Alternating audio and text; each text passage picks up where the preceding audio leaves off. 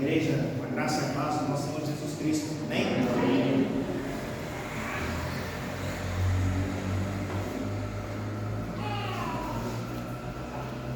Inicialmente, justificando a ausência do nosso pastor, né, Márcio, ele está lá em Betim, foi convidado a pregar uma conferência que está sendo feita lá, o pastor Ricardo, e o Márcio foi escolhido como um dos pregadores. Então, não está aqui hoje, porque está lá na igreja, na nossa sede, pregando e ministrando a palavra do Senhor da mesma forma que nós estamos fazendo aqui.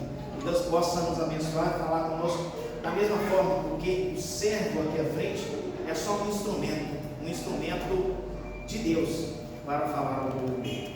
Então, que nós possamos nos voltar no Senhor e buscar retirar dele aquilo que ele tem de melhor para as nossas vidas, independentemente que seja aquilo que eu quero ouvir, mas que seja a vontade, que seja a palavra de Deus e que faça a diferença na nossa vida, que seja propósito de Deus mudar a nossa vida de acordo com a vontade dele, de acordo com a palavra, não de acordo com a minha palavra, como é o Criador, não de acordo com a palavra de quem simplesmente quem está ministrando aqui, mas de acordo com a palavra de Deus para as nossas vidas. Se nós falamos aqui, é porque Deus falou conosco. E se nós chicoteamos a igreja, é porque antes nós fomos chicoteados por Deus. E essa é a palavra, uma palavra de correção, uma palavra de amor. Porque a palavra de Deus fala assim que Deus corrige a quem Ele ama. E nós somos amados de Deus. Somos amados. E somos, por isso, nós somos corrigidos. Eu sou corrigido todo dia por Deus. E louvo a Deus por conta disso. Louvo a Deus por conta disso. Vamos lá. O que Deus tem para nós nessa noite? Hoje foi bom o Edi ter vindo aqui hoje, porque vou falar dele, então é bom a gente falar na presença, né? Não gosto de falar na ausência, não. Acho que é preocupado, será que o Edi vai vir hoje? Então ele está aqui, vai ser bom falar, né, Gil, com ele aqui. Semana passada, nós fomos fazer uma visita, né, Edi? Nós fomos fazer uma visita, o Edi já tinha me convidado, é uma pessoa que gosta muito de mim, né? E é o irmão dele, né, Linho, conhecido mais como, é o Cornélio, conhecido como Nelinho aqui na cidade, aqui, né? Eu conheço como Tio Nelinho, né? E esteve doente, internado, e a gente precisava fazer essa visita para ele. E na semana passada a gente foi lá, eu e Edi, nós fomos lá. E achei interessante que o Edi, a gente combinou, eu saí do serviço, passar na casa dele e pegar ele. Foi isso, não foi, Edi? E quando eu cheguei lá, estava saindo eu e Edi, a Leonice, a esposa do Edi, falou assim, eu lembro certinho: vocês estão indo visitar um doente, não vão demorar lá não, viu? Não foi isso? Uma palavra de sabedoria, né? A gente chega e não vai embora, né? Aí ela falou isso aí. A gente saiu mais cedo, vamos chegar cedo, né? Doente, antes das 7 horas eu já estava lá. Quando deu 10h30 da noite, Leonice ligando: o que vocês estão fazendo aí ainda? Aí o Edi falou: nossa Deus, nós temos que ir embora mesmo, já está tarde, né? Mas sabe quando você começa e não tem fim, né? Estava tão boa a conversa, falando assim: não, mas já é 10h30, nós temos que ir embora mesmo. Levantamos a conversa e tinha uma mesa lá com café, com pão de queijo. Eu falo assim: uma mesa de café com pão de queijo, o crente não vai embora depressa não, porque quando tiver pão de queijo lá, a conversa vai render e a gente vai ficar, né? Levantamos, fomos embora. Uma das coisas que me marcou foi que eu falei assim: nossa Deus, assim, a gente poderia ficar a noite inteira aqui conversando, né? E a esposa do Tino ali falou a mesma coisa, né? Porque a conversa foi uma conversa agradável. E de que nós conversamos lá? Crente conversa sobre o quê? Crente conversa sobre a palavra de Deus. Não tem outra conversa no meio do crente, né? Então, assim, engraçado, né? A gente conversou sobre Abraão, conversou sobre batismo, a gente conversou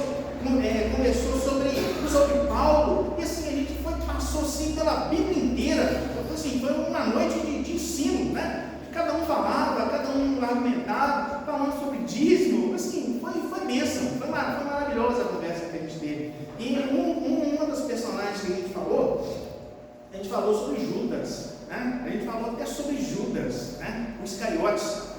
E eu não sei o que a gente falou sobre Judas, mas assim, eu pensei assim, eu preciso fazer uma pregação sobre Judas.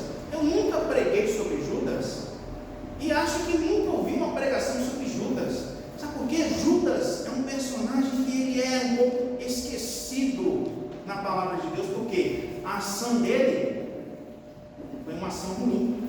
Fala de Judas, o Iscariotes.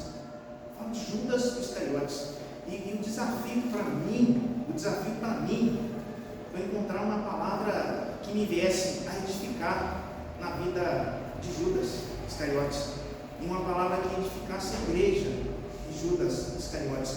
Porque quando nós pensamos sobre Judas, qual que é a palavra que vem à nossa mente? Traição, o traidor. É só essa que vem no nosso coração. Judas, o traidor. Mas sim, será que eu não aprendo nada com a história desse homem? Será que a história de Judas não tem nada de bom que nós possamos apreender para as nossas vidas? Não para fazer, mas talvez para não fazer?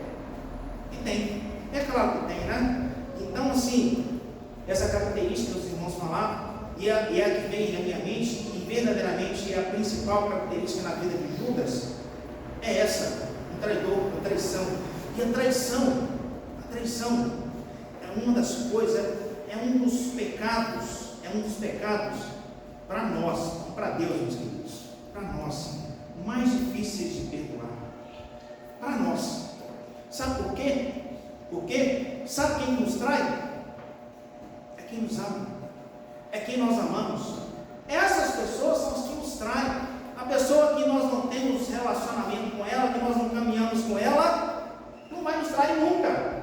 Nós não esperamos dessas pessoas coisas boas, as nossas vidas, esperamos coisas boas das pessoas que caminham conosco.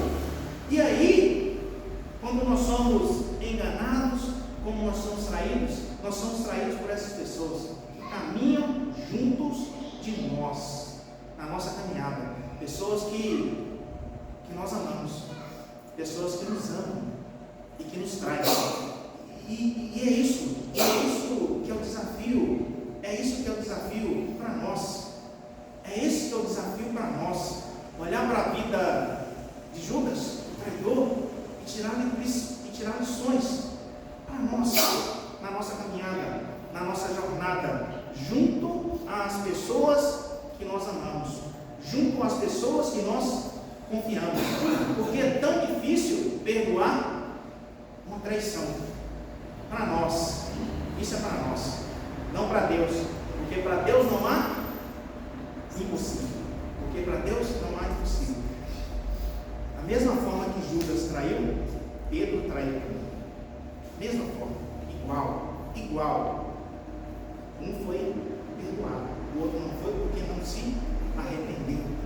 Mas eu preciso aprender essa história, essa vida. E a pergunta é: quem foi Judas? Judas foi um dos apóstolos, discípulos de Cristo. Judas foi um dos discípulos de Cristo. Ele andou com o Senhor Jesus Cristo aqui na terra por 3 anos. Ele andou com o Senhor Jesus por 3 anos. Então, sim, né? Da mesma forma que os outros 11, ele ouviu o chamado de Cristo para ele. Da mesma forma, ele ouviu as mesmas histórias, ele ouviu os mesmos ensinamentos, e isso é impactante para mim, é impactante para nós, na nossa caminhada, na nossa jornada, né? Pesquisei, e assim, pouca coisa se tem escrito sobre Judas, escreve alguns escritos que tem em relação a Judas, é a respeito da missão dele, né? Alguns colocam uma missão superior dessa traição que era necessária, mas aqui para nós isso não é importante, porque nós vamos nos ater àquilo que a Bíblia diz sobre esse homem. O que eu posso retirar daquilo que foi escrito a respeito dele? E assim, nesse aspecto também, pouca coisa se tem escrito a respeito de Judas. João foi um, Mateus foi outro, né? João, uma história aqui, e Mateus escreve sobre a traição, né? O pacto final que ele fez com os sacerdotes para trair o Senhor Jesus. Isso, a história de Judas. E interessante, Judas era o único discípulo que era originário da Judéia, né? Os demais ele eram galileus. Ele morava, ele era numa região, uma cidade que se chama Quiriote, né? Que fica no sul da Judéia, ao oeste do Mar Morto. Ele era filho de Simão Iscariotes. E importante, ele era o tesoureiro do grupo dos apóstolos. Não era isso? Ele era o tesoureiro. Era ele que andava com a bolsa, com o dinheiro que era arrecadado das ofertas para essa caminhada, para essa jornada, né, que o Senhor Jesus ele tinha aqui na terra. E interessante, Judas ele andou com o Senhor Jesus por 3 anos. Ele andou com o Senhor Jesus por 3 anos. Ele dormiu nos mesmos lugares que o mestre, comeu as mesmas coisas que o mestre.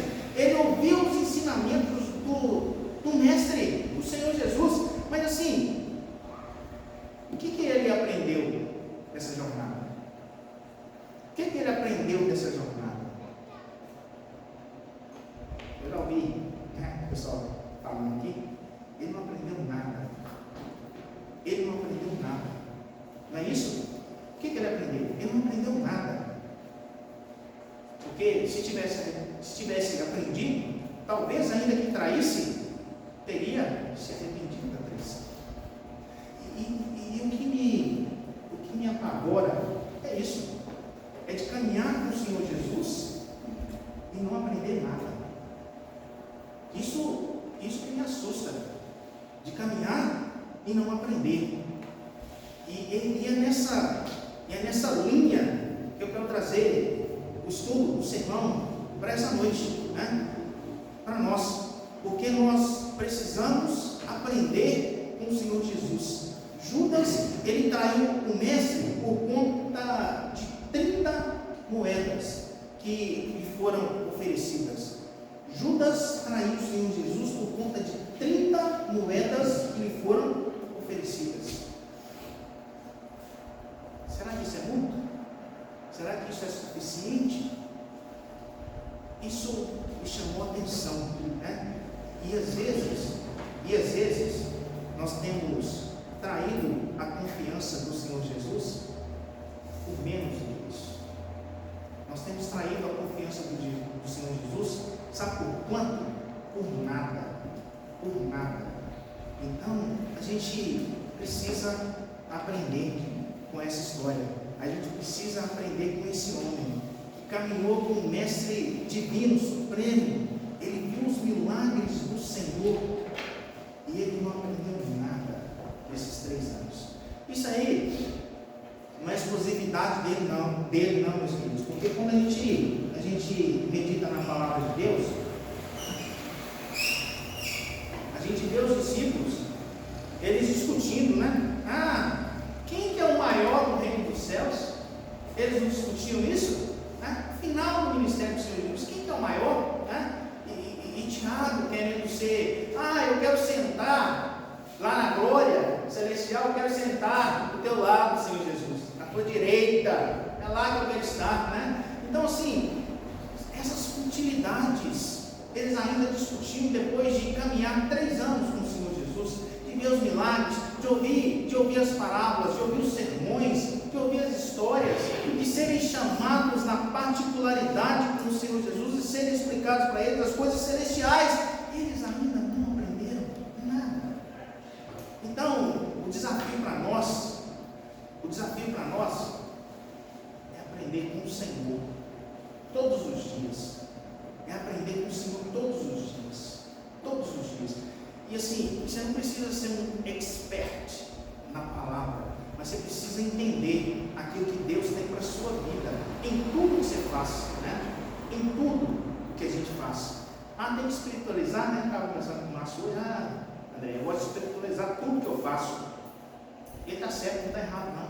Sabe por quê? Quando a gente espiritualiza, a gente coloca Deus nas nossas causas, nos nossos projetos. E talvez nós não vamos trair a confiança de Deus quando a gente coloca Ele no propósito. A gente precisa entender isso.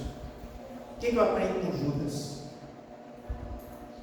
João 12, o nosso texto. João 12, de 1, do versículo 1 até o versículo de número 8.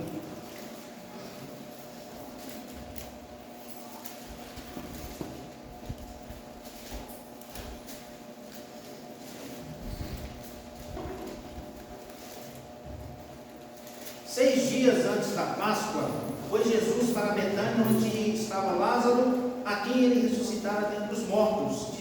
Deram-lhe, pois, ali uma ceia. Marta servia, sendo Lázaro um dos que estavam com ele na mesa. Então Maria, tomando uma libra de bálsamo, de nardo puro, muito precioso, ungiu os pés de Jesus e os enxugou com seus cabelos, e encheu-se toda a casa com o perfume do bálsamo. Mas Judas Iscariotes, um dos seus discípulos, o que estava para traí-lo, disse: por que não se vendeu esse perfume por 300 denários e não se deu aos pobres?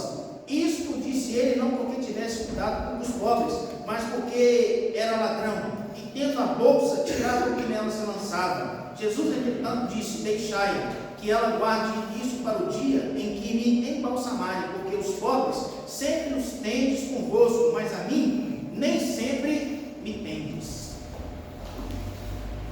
Já oramos, já oraram pela palavra, e agora nós vamos receber aquilo que Deus tem para nós.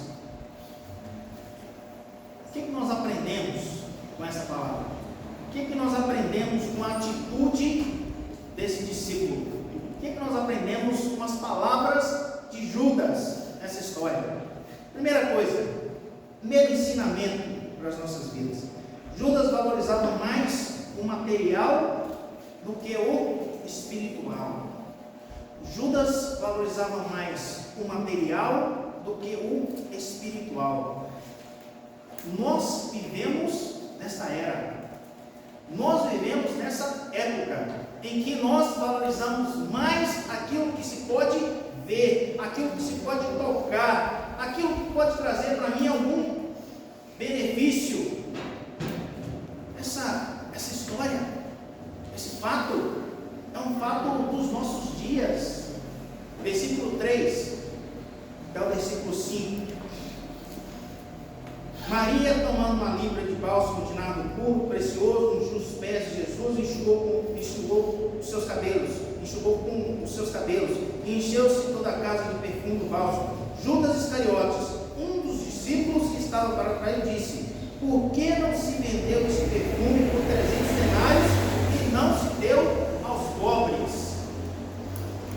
Maria fizera um ato de amor para com o Senhor Jesus. Esse ato aqui simbolizava aquilo porque o Senhor Jesus ia passar pela morte.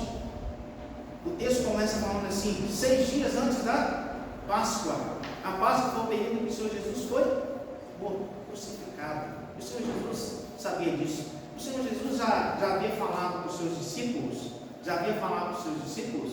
da sua partida, né? E esses homens, eles já estavam balançados por conta disso.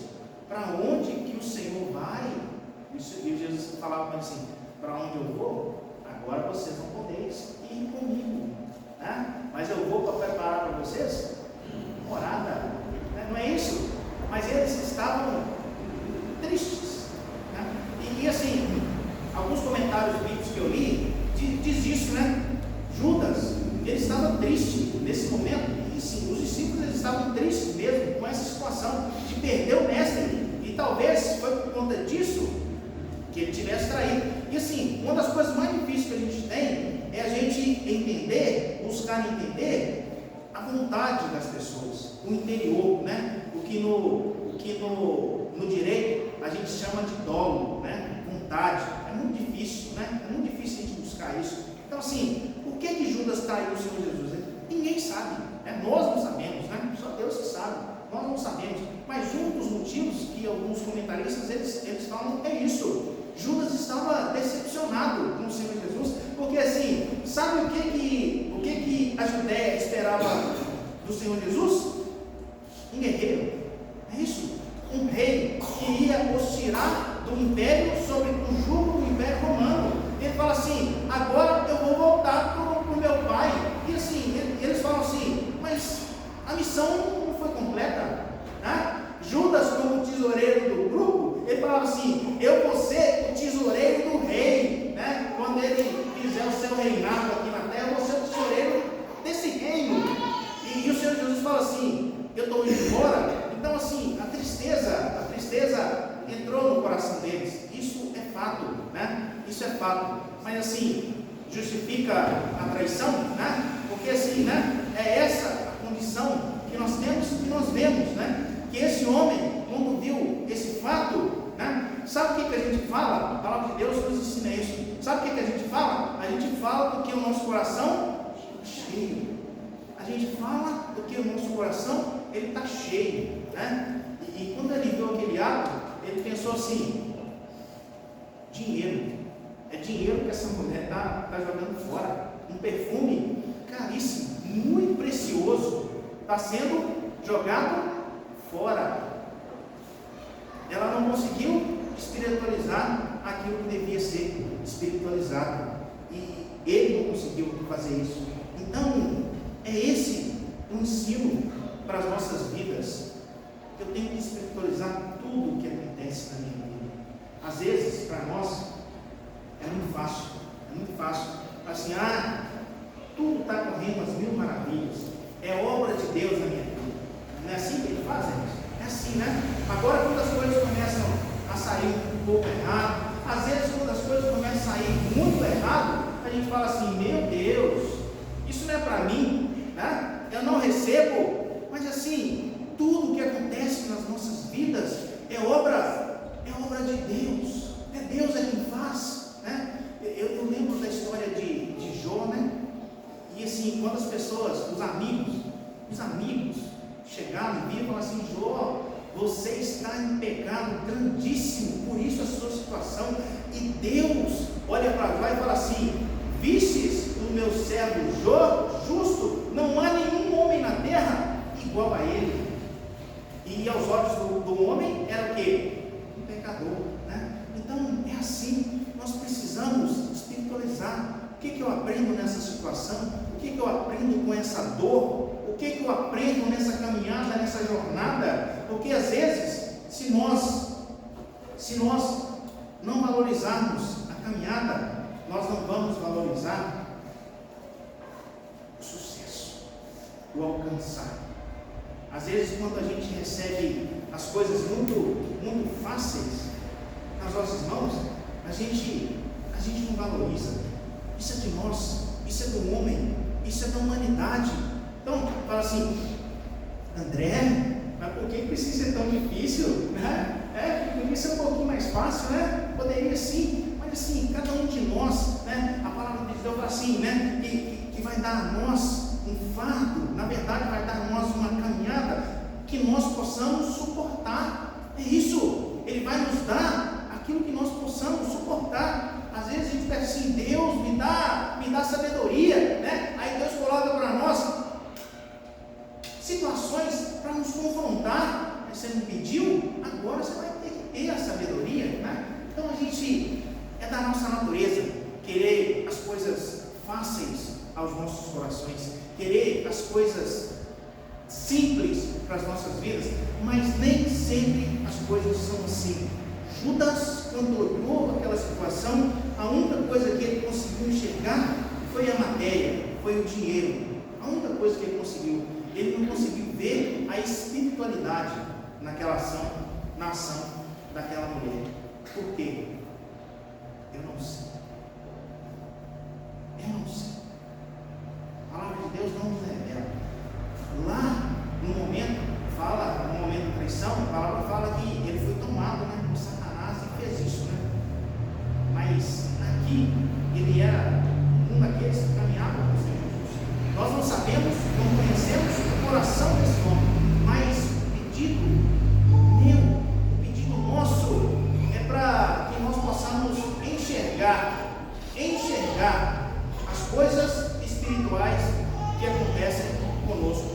tirar esse olhar de matéria, esse olhar de querer monetizar todas as coisas. Quanto que vale? Quanto que custa?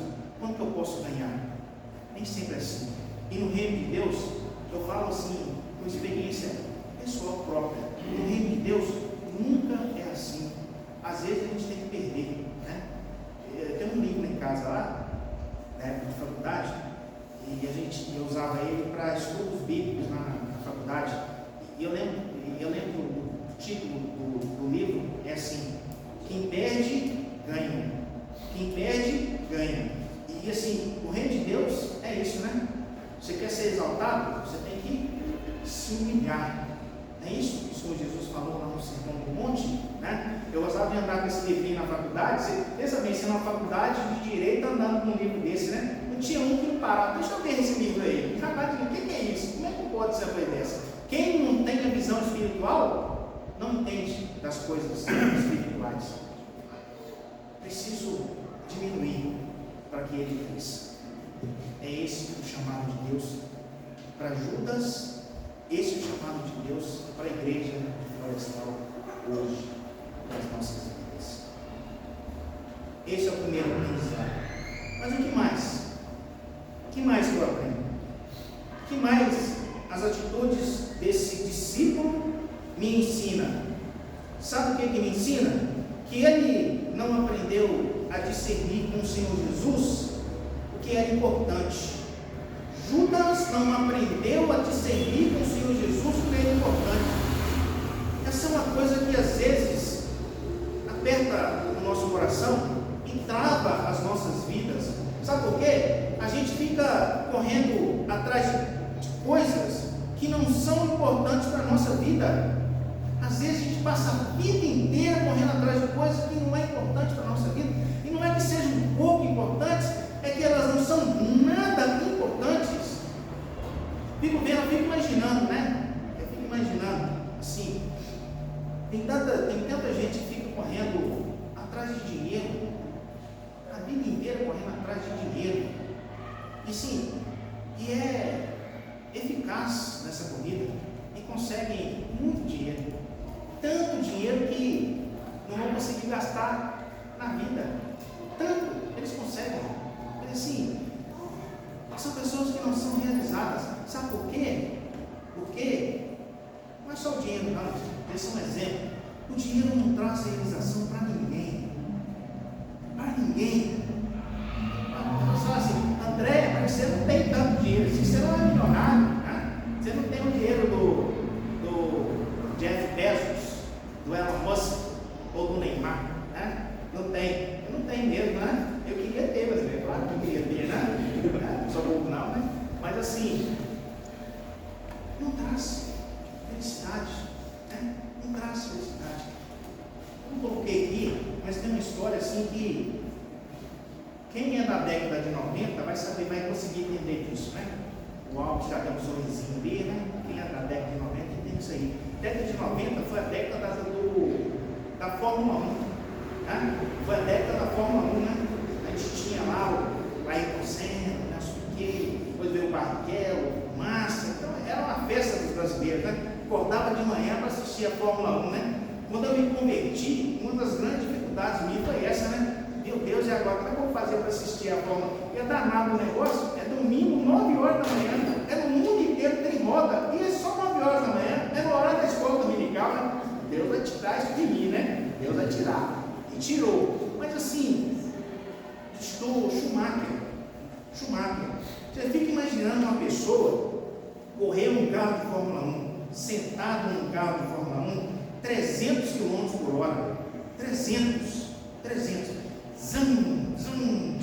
Curva para lá, curva para cá. Assim, não é coisa de humano fazer, né? O pessoal fica falando assim, o Barrichello, né? Ele não vai me ver, o Rubinho Barrichello, ele é muito ruim. O Barrichello é muito ruim, nunca ganhou nada, e ficava em segundo, e não sei o quê. Mas assim, para chegar lá, você tem que ser muito bom. Mas assim, não é bom, não, tem que ser muito bom, excelente. Então assim, mesmo que não tenha ganhado, ele tem mérito dele. Mas assim, o Schumacher, ele era maravilhoso, né? Lá pra cá,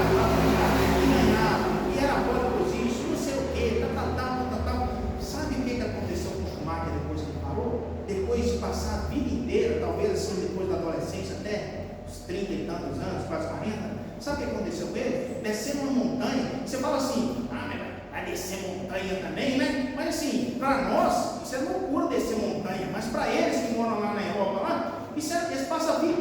O brinquedo deles, os meninos com o Duduzinho assim, é descer montanha, né? Um dia, havia um outro parente dentro do parente. Eu estava lá em Natal, no Rio Grande do Norte. Aí lá, não sei se o pessoal tem um morro, né? Tem lá, Morro do Careca, uma duna gigante assim. O Zé Vicente conhece lá, grandona. E o pessoal desce chiando lá, né? Senta e desce, cara lá dentro de uma lagoa. Tá? E tinha um cara lá, o cara ia descer em pé, um esqui assim, ele ia descer. Todo mundo da praia parou assim, vai ser um tombo na certa. Ninguém faz isso, todo mundo desce sentado, o cara vai descer em pé, vai cair, vai relaxar. Todo mundo torcendo para o cara cair, né? Aí o cara desceu, dava aquelas curvinhas assim, Zé, vinha para lá, vinha para cá, devagarzinho. Desceu, saiu na serenidade, porque era europeu, né? Estava acostumado a descer esses montes, acostumado, que para ele não era nada, né? E voltando aqui à história do Schumacher, numa dessas descidas, que ele já tinha feito várias vezes, tenho certeza disso, pela história, né? Pela história dele, bateu numa árvore, acidentou, já deve ter quase uma década, né? Está lá, em coma. Não levanta, não fala mais, não anda mais, ninguém sabe qual é a situação dele. Então assim, não estou falando que ele buscou isso, mas aquilo que ele conquistou na vida inteira, sabe o que vale agora? De matéria, sabe o que vale agora? Não vale nada. Vale a mesma coisa que as 30 moedas de Judas valeram para atrair o Senhor Jesus. Não vale nada. E às vezes a gente fica correndo atrás disso. Salomão, o homem mais rico da terra, o homem mais sábio da terra, o mais sábio, sabe o que ele falou dessas coisas materiais? Isso aí é correr atrás do vento, foi vento. E eu gosto do texto, ele fala lá em Provérbios, assim, tudo que os meus olhos viram, eu pude adquirir. E sabe o que é isso? É correr atrás do vento. E às vezes a gente fica correndo atrás do vento, não é? Correndo atrás de nada. E Judas, ele não aprendeu a discernir sobre isso, as coisas que eram importantes, né? Às vezes, o Senhor Jesus estava caminhando e vinha um monte de criança, né? Lá para incomodar o Senhor Jesus, né? E os discípulos falavam assim, tira essa meninada daqui, vai atrapalhar o mestre. E o Senhor Jesus fala assim, não, deixai vir a mim os pequeninos, né? Os tais é o reino dos céus. Então assim, a gente precisa entender, né? Olhar com um olhar espiritual para as coisas que acontecem conosco.